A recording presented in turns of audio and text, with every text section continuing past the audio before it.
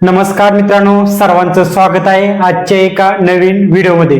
मित्रांनो, आजच्या व्हिडिओमध्ये वास्तुशास्त्रानुसार झोपण्याची योग्य पद्धत कशी असावी, झोपताना तुमचं डोकं कोणत्या दिशेला असावं, पूर्व दिशेला असावं का पश्चिम दिशेला असावं का दक्षिण दिशेला असावं का उत्तर दिशेला असावं, या व्हिडिओमध्ये माहिती सांगितलेली आहे। मित्रांनो, वास्तुशास्त्राप्रमाणे डोकं कोणत्या दिशेला असावं त्याची कारणं काय, तो व्हिडिओ ऑलरेडी आपल्या चॅनलवरती बनवलेला आहे। या व्हिडिओमध्ये फक्त झोपण्याची पद्धत कशी असावी, डोकं कोणत्या दिशेला असावं, या व्हिडिओमध्ये माहिती सांगितलेली आहे। मित्रांनो, माहिती सुरू करण्या अगोदर चॅनलवरती नवीन असाल तर चॅनलला सर्वात आधी सबस्क्राईब करायला अजिबात विसरू नका। आपल्या या मराठी चॅनलवरती कन्स्ट्रक्शन विषय असेल, वास्तुशास्त्र विषय असेल, सर्व माहिती सांगितली जाते ते मराठीमध्ये, त्यामुळे सबस्क्राईब करायला अजिबात विसरू नका।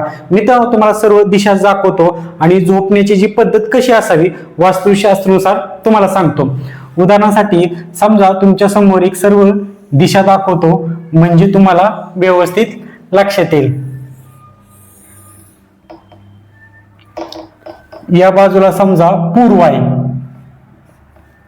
या बाजूला पश्चिम, या बाजूला उत्तर, या बाजूला दक्षिण। आता या चार दिशा दाखवलेल्या आहेत। जर तुम्ही अशा प्रकारे झोपत असताल, समजा तुमचं डोकं उत्तरेकडे असेल, तुमचं डोकं उत्तरेकडे असेल आणि तुमचं पाय दक्षिणेकडे असेल, समजा अशा प्रकारे झोपत असताल तर वास्तुशास्त्रानुसार चुकीची पद्धत आहे।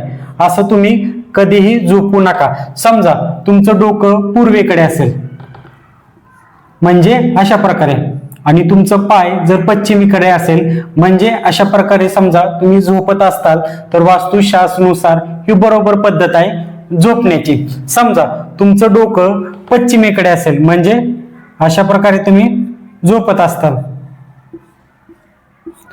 तर वास्तुशास्त्रानुसार झोपण्याची ही सुद्धा पद्धत चुकीची आहे। समजा तुमचं डोकं दक्षिणेकडे असेल, म्हणजे अशा प्रकारे तुम्ही झोपत असताल तर वास्तुशास्त्रानुसार ही पद्धत बरोबर आहे। म्हणजे वास्तुशास्त्राच्या नियमानुसार पूर्वेकडे तुमचं डोकं असणं गरजेचं आहे आणि दक्षिणेकडे तुमचं डोकं असणं गरजेचं आहे। ही वास्तुशास्त्राचा एक पद्धत आहे झोपण्याची। समजलं मित्रांनो? व्हिडिओ जर आवडला तर व्हिडिओला लाईक करायला आणि आपल्या चॅनलला सबस्क्राईब करायला विसरू नका। धन्यवाद।